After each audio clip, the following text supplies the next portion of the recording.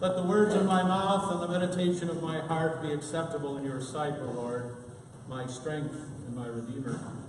In the name of the Father, and the Son, and the Holy Spirit. I bring you blessings from our Bishop, the Right Reverend Dabney T. Smith, who wishes he could be with us this morning. Good thing we didn't tell him who was preaching. Where to begin? Well, it seems like it was only 26 days ago when Father called and asked me to meet with him. This isn't an unusual request for a rector of his senior warden. What happened next, however, was totally unexpected. I arrived about 7:30 in the morning, and Father told me he had heard a calling from Trinity Episcopal Church in Pass Christian, Mississippi, and he felt compelled to answer it. And like two manly men, we stood there and we cried. He asked me if I'd preach his last Sunday, and of course I said yes, without really contemplating what that meant. I remember Father's first Sunday here. We were in the back of the church, and the processional began, and I whispered to him, "St. Mark's has been waiting for this day for a long time."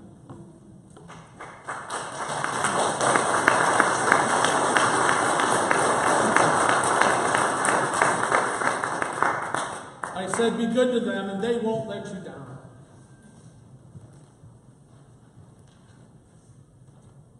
That was about 4,150 days ago, when he was called to be the 7th rector of the Episcopal Church on Marco Island. Now, when you do the math, that equates to approximately 593 Sundays. Now, I know there's a few of you who dispute my calculations as inflated, and you know who you are. But 593 Sundays is a lot of Sundays. And he was actually here for most of them. Well, that's all inconsequential now. August 21st, 2005 was just yesterday. But in actuality, it's been many, many prayers, new ministry, healing worship services, retreats, foot washes, hospital visits, soul nights, weddings, funerals, parties, Camp Abel's, summer seminarians, flea markets, Mardi Gras, galas, Esau card and golf games, and baptisms of gold. In other words, it's been a wild ride. Never a dull moment. During his interview, he told the search committee that if we wanted to achieve the status quo, he was not our priest.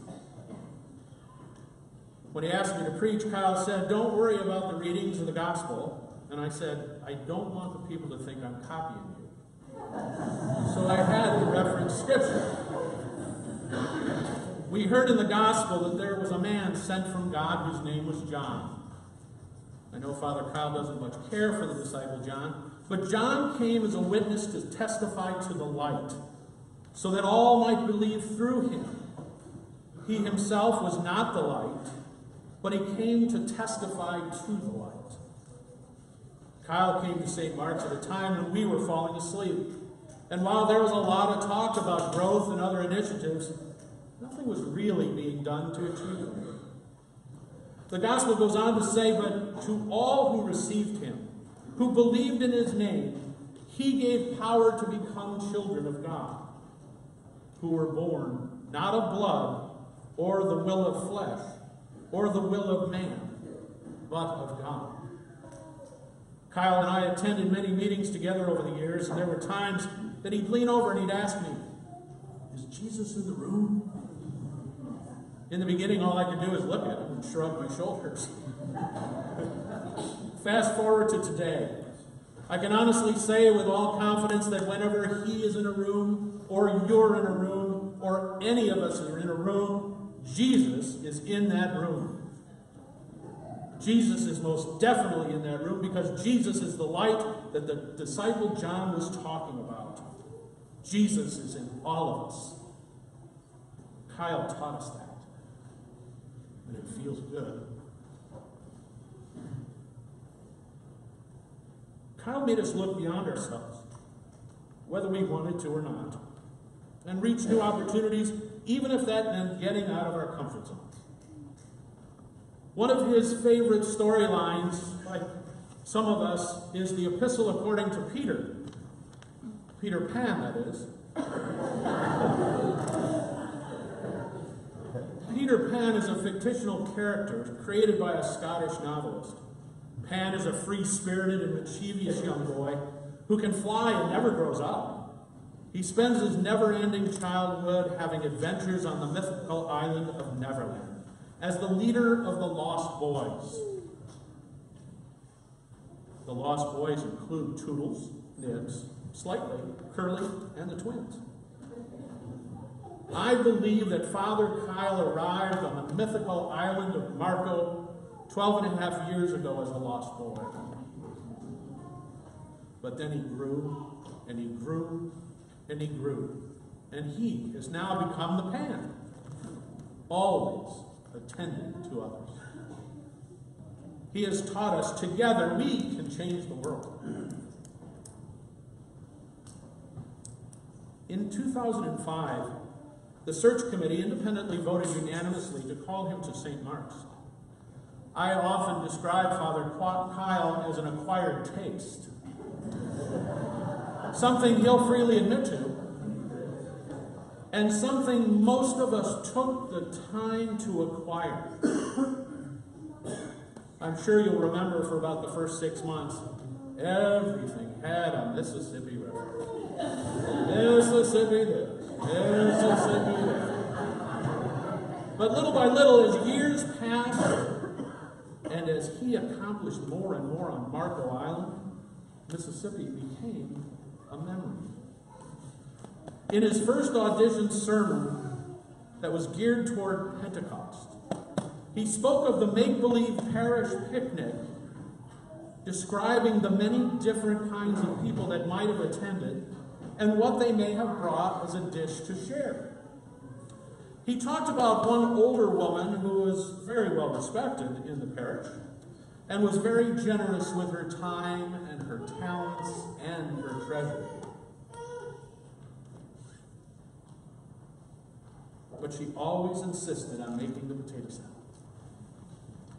And the potato salad was lousy. No one liked it. But no one would tell the woman that perhaps her cooking talents might have been better spent on a different dish. Year after year, she made the potato salad. Everyone would tell her how delicious her potato salad was. Except for the new parish priest, who felt it incumbent upon himself to tell the old woman the truth. Well, after that service, one of our most beloved parishioners, the late Betty Prout, came up to Father Kyle and said, "Just want you to know, I make the potato salad."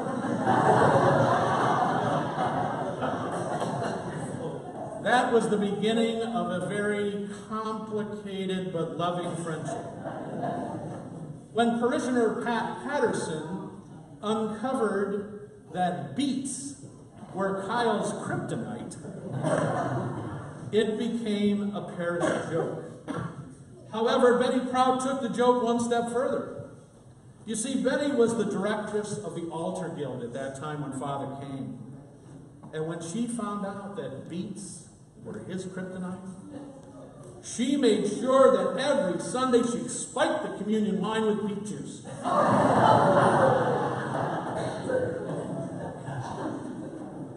Before she died, she made me promise not to tell you that story until you were leaving. A true story. In the beginning, he was given some strict marching orders. Among them was to grow the church through young families, be more representative in the community, and repurpose what we used to refer lovingly as the haunted house, Harper Hall. Good people of God, this was only the beginning for Father Kyle. Look around at the young families. They're the nucleus of what we are doing here. Our intergenerational activities were non-existent, unheard of before Kyle's arrival.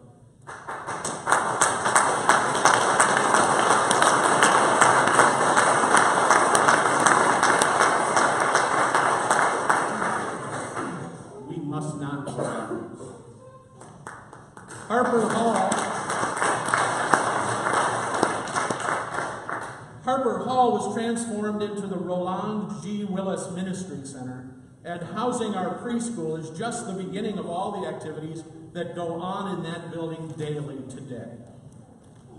He also went out into the community and got involved as a board member with the Police Foundation. He was a member of the Fire Foundation, the Ecumenical Society of Marco Island. He and Dodie took their turn in the concession stand at Laley's on Friday night sporting events. And most recently, Father Kyle acted as the chaplain to the Marco Island Academy sports teams. He led us to Immokalee along with Santa for many years to offer Christmas gifts to the children of the migrant workers at 6L. We supported the RCMA school by creating a day of celebration, putting the needs of others before our own. He taught us that too. I've been blessed to get to know Kyle, probably better than most of you, as he chose me as his senior warden 9 years out of 12. We worked with vestries, community leaders, city officials, community chairs, ministry chairs, tenants, special event coordinators, and the diocese. Most clergy last between 4 to 5 years in a parish and often leave due to burnout. Kyle Bennett, who is synonymous with the term no exceptions, was the exception to this rule. Each year, Father Kyle would look for and find new projects, new people to help, most of them in the margins. And what proved very rewarding is that he included all of us, whether we wanted to be involved or not. He and his wonderful wife, Jody, a beloved kindergarten teacher at Tommy Barfield School, graciously shared their love for one another and the love of their family with us. Callie arrived as an intelligent but uprooted 8th grader at the age of 13.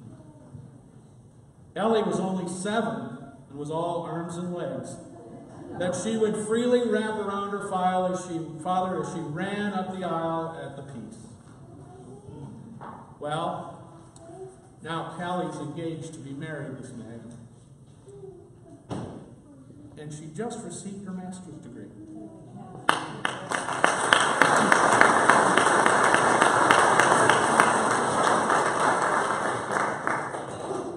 Daughter Ellie, quite the young lady in her own right, is charting her future as a sophomore at Old Miss. Kyle never misses a chance to give them a kiss when they come to the communion room. The legacy of Kyle Vernon Bennett is an unfinished love story. When asked, the staff offered some meanderings about him. Nan says, "We'll miss you." And she learned a lot from you, and hopes that you better have learned a few things from her too. And oh yeah, she loves you. Kathy Oswald says she found a home at St. Mark's because of the sermon Father preached on her very first Sunday. He spoke about God loving all of us, no exceptions.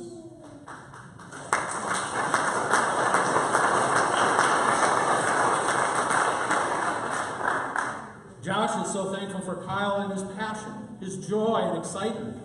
He goes on to say, "I'm grateful that he shared the spirit of St. Mark for so many years. It's now woven into the tapestry of our community and will stand as a testament to Kyle. Years with us, I am grateful that Kyle stretched me in the art of saying yes."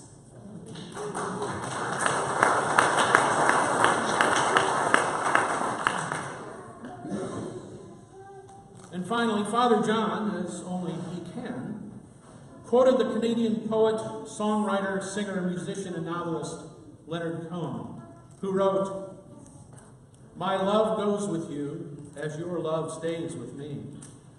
It's just the way it changes, like the shoreline and the sea. Please know that God, whose name is love, lives in us all, through all the changes and chances of this mortal life, and that love is the blessed tie that binds us to God's very self and to each other, regardless of on what shore we may make our home." go with our blessings to do God's will. Josh is right. It's now up to us to live into the testament that we've all, along with Kyle, have grown into over these last almost 13 years. There's no way back to the way we were before. May our love for each other and God's holy light shine a little brighter because we've spent this time together. Kyle, I offer you and all of you a prayer in closing that was offered by Archdeacon Kathleen Moore at the celebration of new ministry at the ordinations earlier this month at the Cathedral of St. Peter's. The Lord be with you. Let us pray. May the light of God surround you, the love of God enfold you, the power of God protect you, the presence of God watch over you. Wherever you are, God is. And do not fear tomorrow. God is already there.